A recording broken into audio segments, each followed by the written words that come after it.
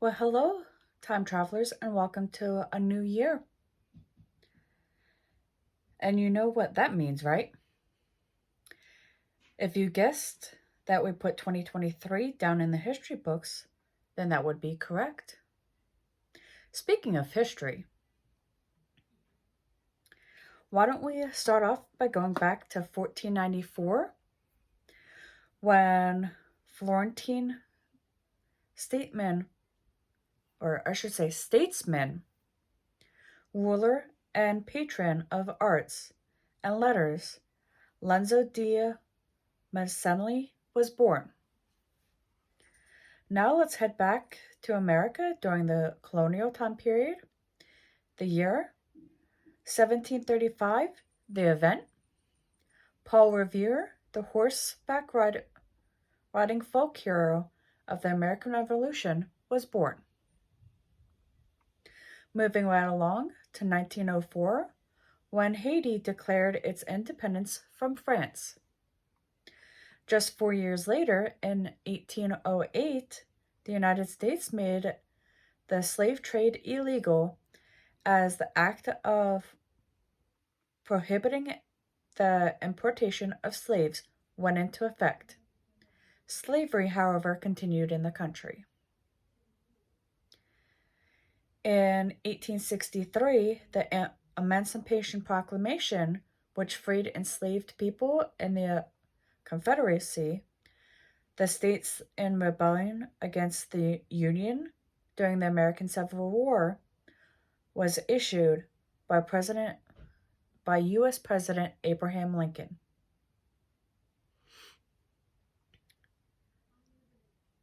Moving right along to another tradition that we still have today. The Rose Bowl Parade started in 1890 and since then has become a fan favorite event that draws hundreds of volunteers in the days, weeks, and months leading up to the big day. Moving right along to 1895, when the U.S. government official J. Edgar Hoover was born. He was the director of the FBI from 1924 to 1972. He built the agency into a high effective, if occasionally controversial, arm of the federal law enforcement was born. For the college sports fans out there, we move on to 1902 when the first college football bowl game was held as the University of Michigan defeated Stanford in what became known as the Rose Bowl.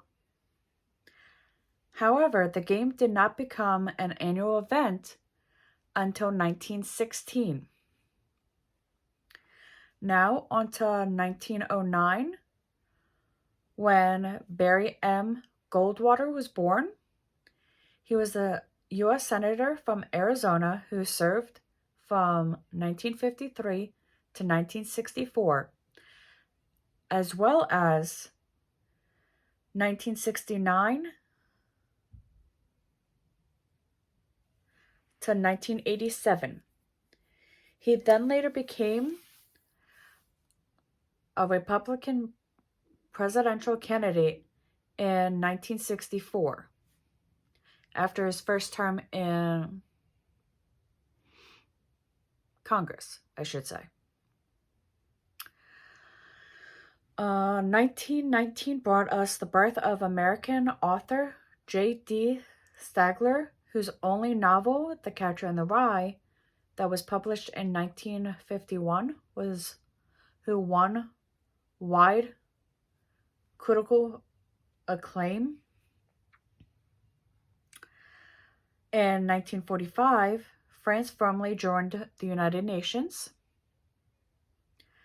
1953 is when American country and Western musician Hank Williams Sr. passed away. In 1959, Director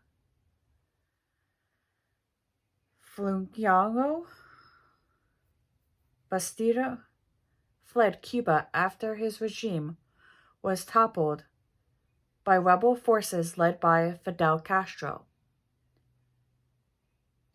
Now, 6 years before the turn of the century, in 1994, the North American Free Trade Agreement, or NAFTA, went into effect, eliminating most tariffs and other trade barriers on products and services passing between the United States, Canada, and Mexico.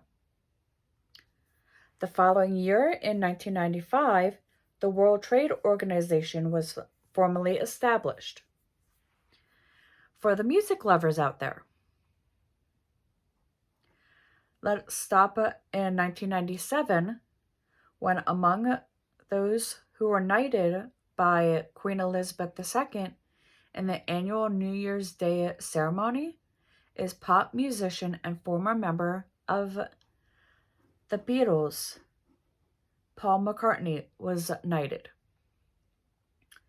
The year after the turn of the century, in 2001, in a mass to celebrate the World Day of Peace, Pope John Paul II enjoins people of different cultures to treat one another with respect.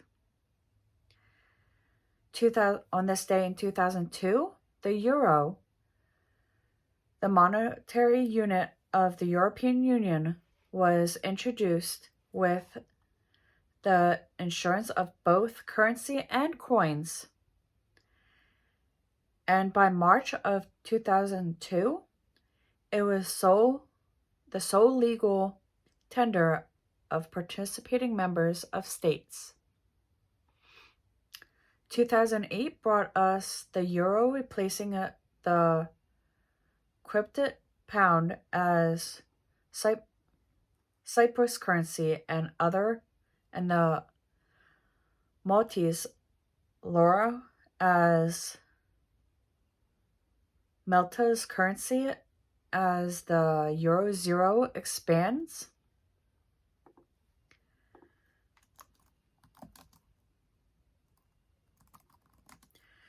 And finally, in 2011, the Oprah Winfrey Network, or OWN, debuted on television.